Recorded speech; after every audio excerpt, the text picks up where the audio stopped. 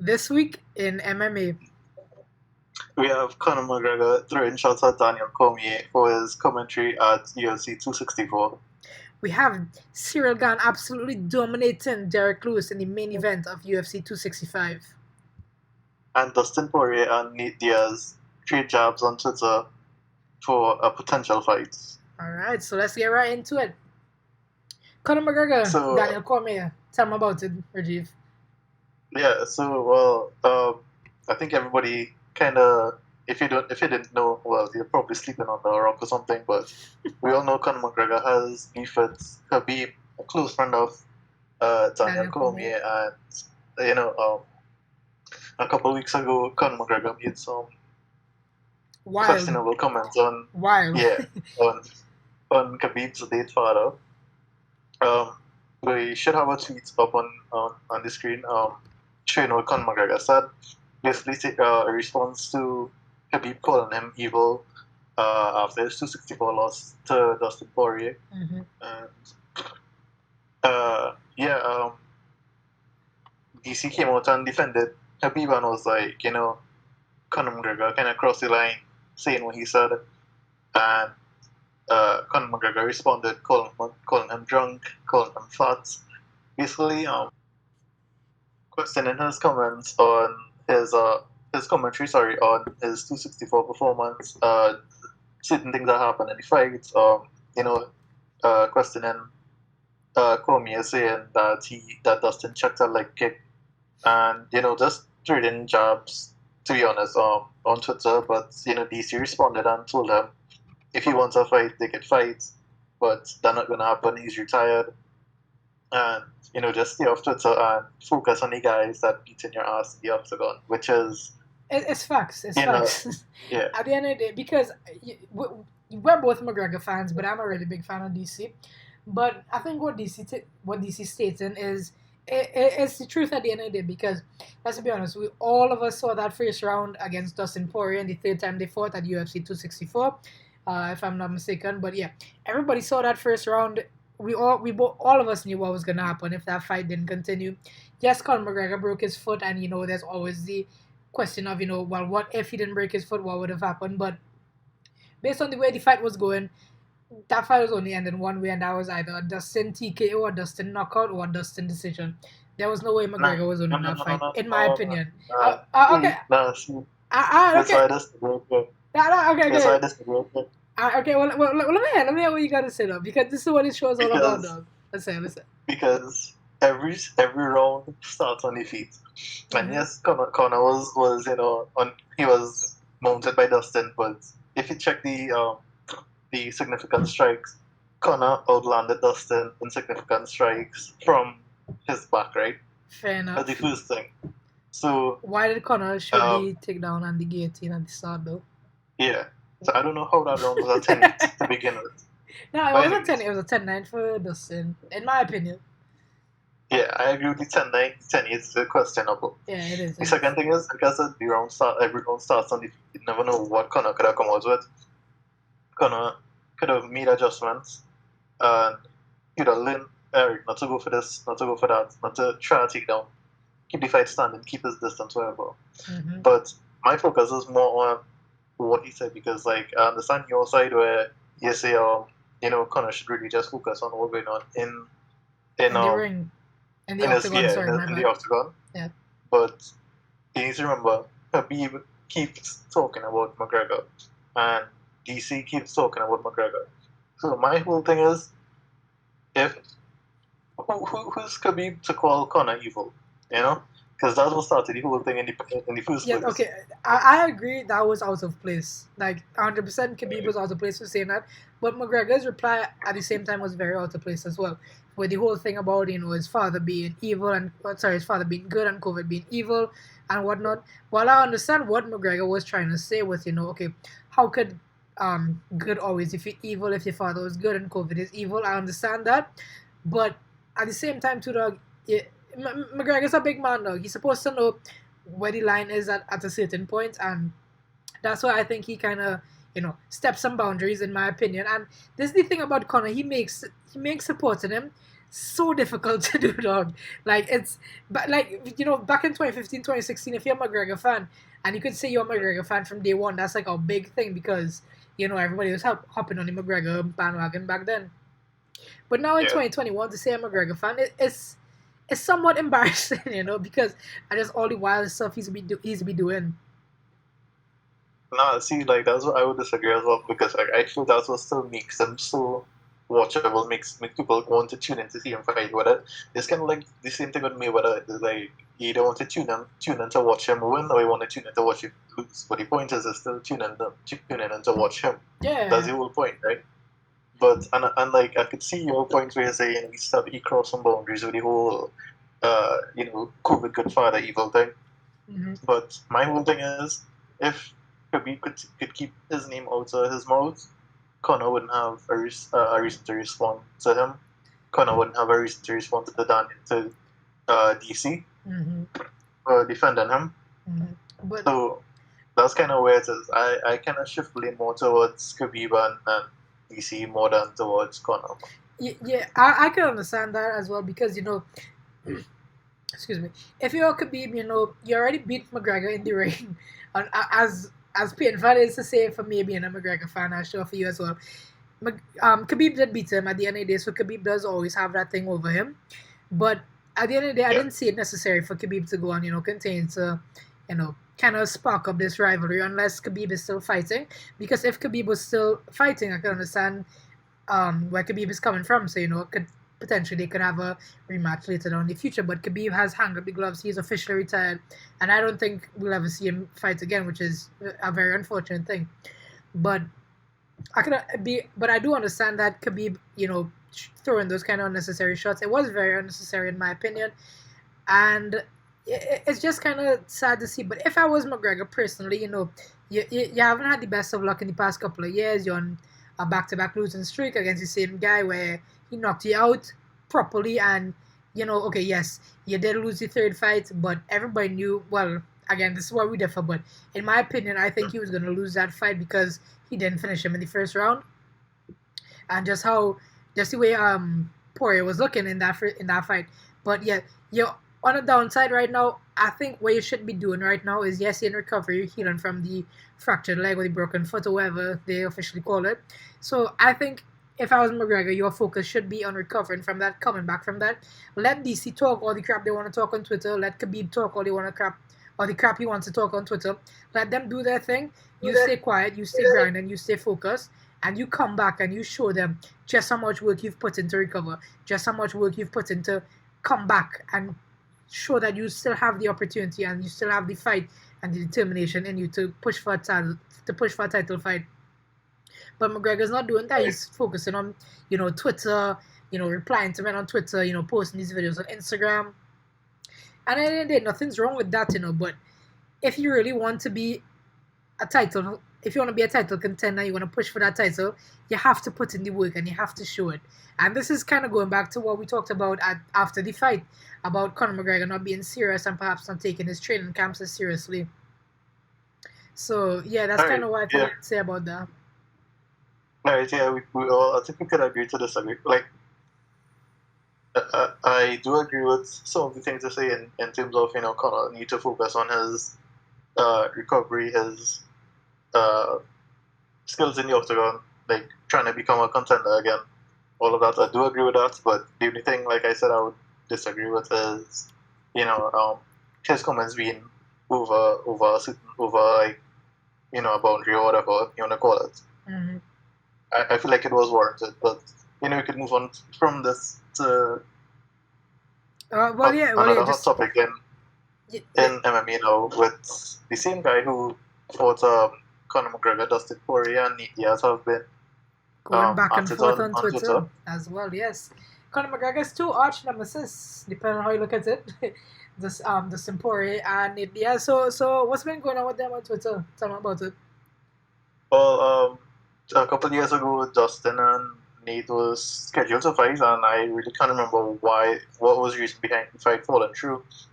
But Nate moved up to 170, Dustin stayed at 155, and Dustin put out a tweet earlier this week saying Nathan ? And Nate obviously responds. Nate is a gangster. Yeah, Nate He ain't doesn't gonna back down shy away now. from a fight. Yeah, he doesn't back Yeah. down.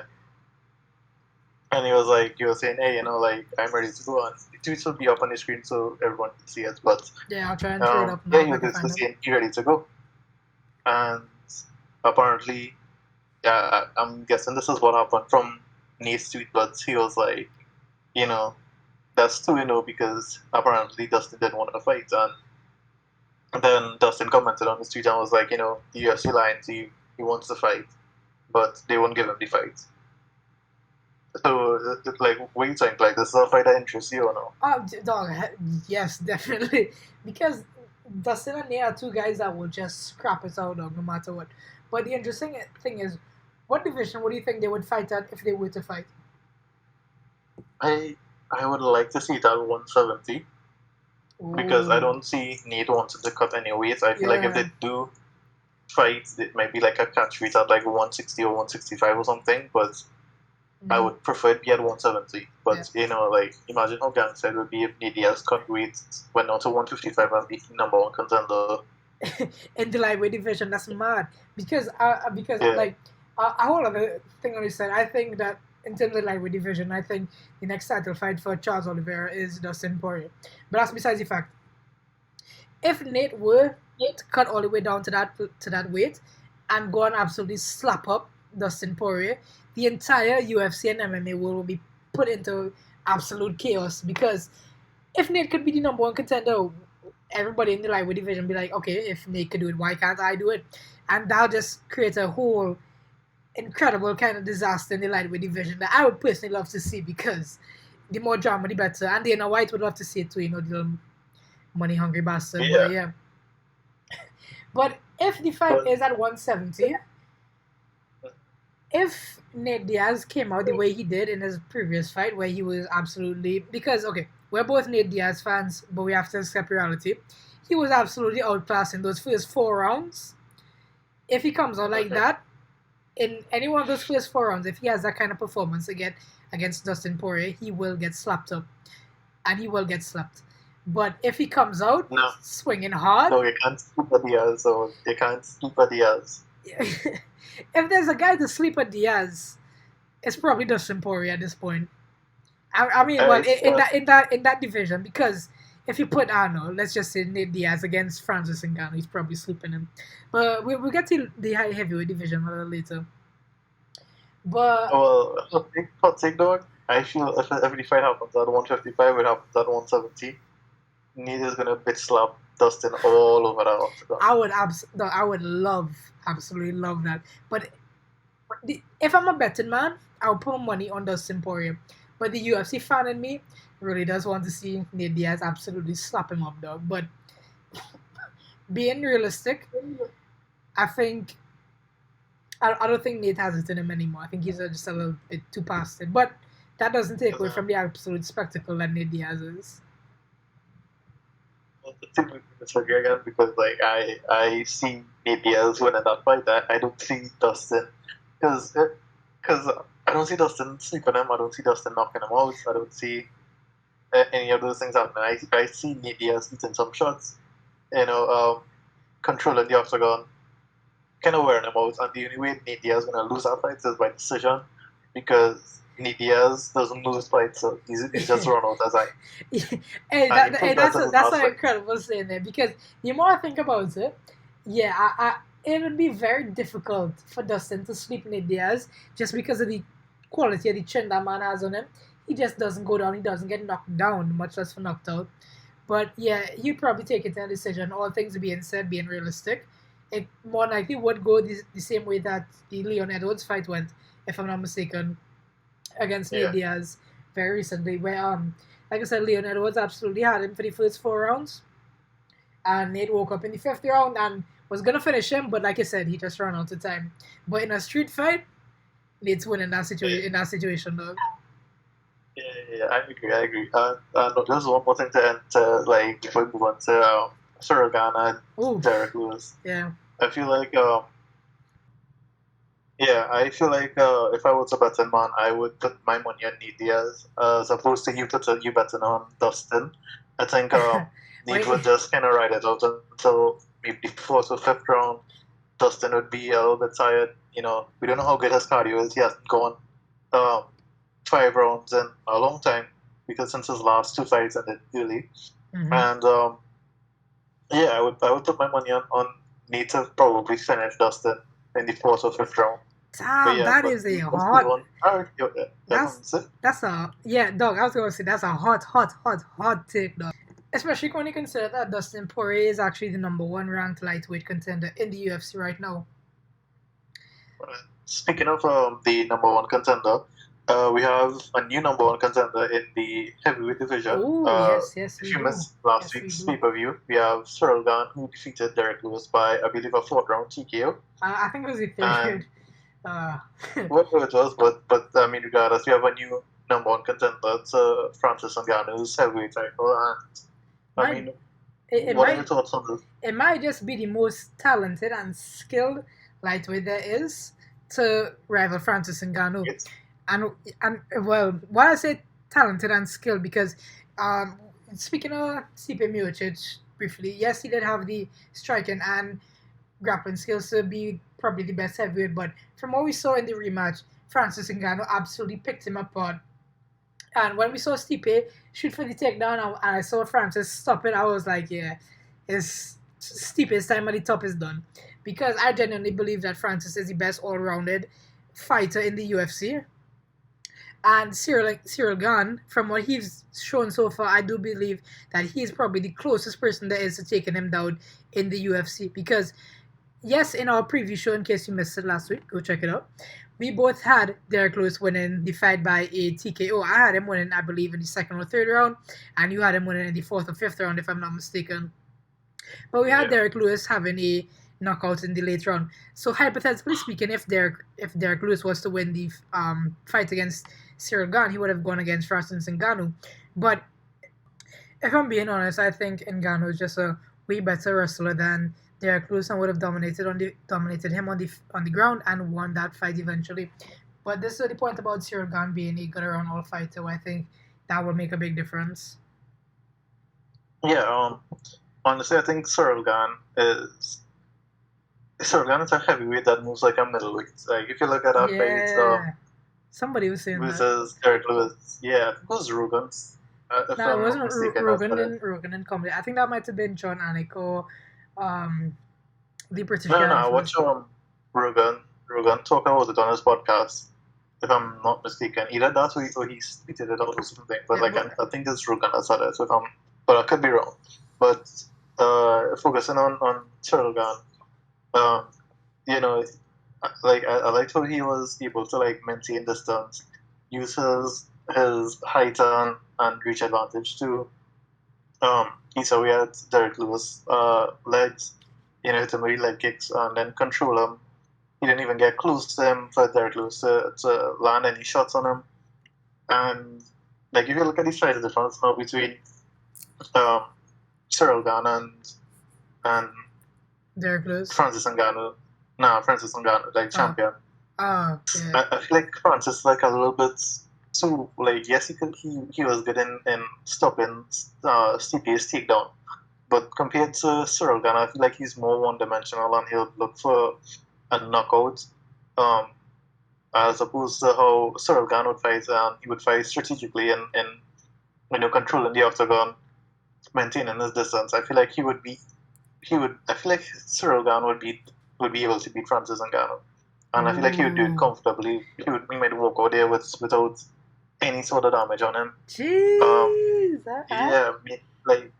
Mainly because of how I saw him control the octagon at 264, 265, whatever it was, whatever the people was, I can't remember right now. 265. But yeah, and I feel like he would be able to eat away at Francis' lead leg, and his kickboxing is superior to Francis, and I mean it's a fun fight. I'm looking forward to it, and I don't know, if like I said, I'm leaning more towards Ciryl Gane beating Francis Ngannou, but well, this is I think Yeah. You disagree with that one? Oh yeah, 100%. I think it went well. And I can't say if when these two were to fight, Francis Ngannou and Ciryl Gane, I think Francis Ngannou will handily beat him, easily beat him.